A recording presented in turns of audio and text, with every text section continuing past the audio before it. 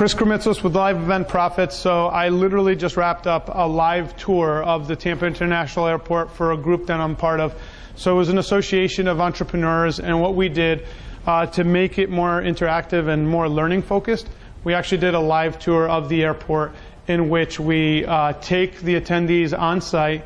Then we have the people that work the airport show us behind the scenes tours of how the airport works. So I want to just go through some fundamental dynamics when you're doing an on-site tour. One, you need to have your start time, and your attendees need to understand how important it is to stay on track and on time, because when you're on, like in a place like the airport, you have to stay on time. It's just the way it works. Two is you need to have your announcements ready to rock, whether they're going to be broadcast on a PowerPoint or a TV. Make sure to have your technology laid out with the team that you're working with. So in this case, the airport team came and got me, and they had a tech person help me run my PowerPoint up on a TV screen that they had. Now, I immediately asked, what time is the CEO of the airport speaking? They said at 2:15 sharp. And I asked, if I'm still presenting, do I need to stop? They said yes. He's on a very tight schedule. So you really need to honor that commitment. So you welcome all your attendees. You tell them who you are, what is your position with the association, or if it's your own event.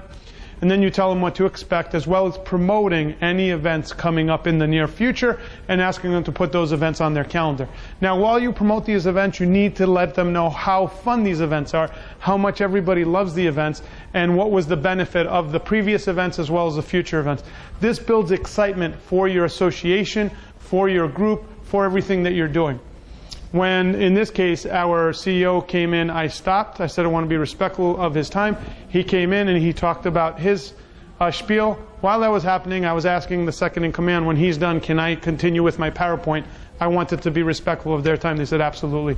Then I finished my PowerPoint, and that's when I turned it over to whoever is leading up the tours that we were going to do. Now, what's cool about doing on-site story-driven tours of a place like the airport is you have very little to no expenses, because they are your tour guides. You're getting to go on-site, and they're teaching your group everything that's going on with the local area, and they're catering to you. So one thing I want to be very clear is you have to be cognizant of the time, because when you're doing a tour of that nature, you could get really lost in the time. So I asked, what time are we going on the tour?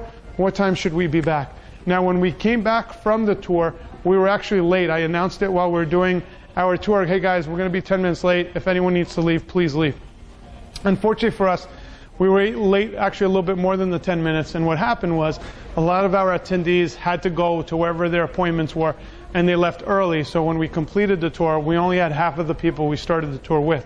So you really have to be cognizant of the time that you're using when you're going on tour. But the cool thing about events that are story-driven and on-site is you have very little to no expenses. They'll host you, and if you have the right people giving the tour, your attendees love it, and it's a huge value add, especially for an entrepreneurial organization. In this case, it was for an amazing group of people called EO, Entrepreneurs Organization. Highly recommend them for any entrepreneurs looking to join something. They're just they're actually global, so it's a really great organization to look up. So those are my tips on doing an on-site tour. Make sure you're on time. Make sure you're communicating clearly at all times. Make sure you're communicating where to meet, that there's signage, and then make sure you finish on time. So unfortunately, in this case, we were late by a few minutes. We still were able to complete the tour, but you really got to be conscious of the time. And if you are running late, you need to ask everybody's permission if that's okay. And if anyone needs to leave, you need to stop and relieve them. Tell them, hey, you could leave if you need to go to your next appointment. Anyways, I'm Chris Krimitsos for Live Event Profits, signing over now.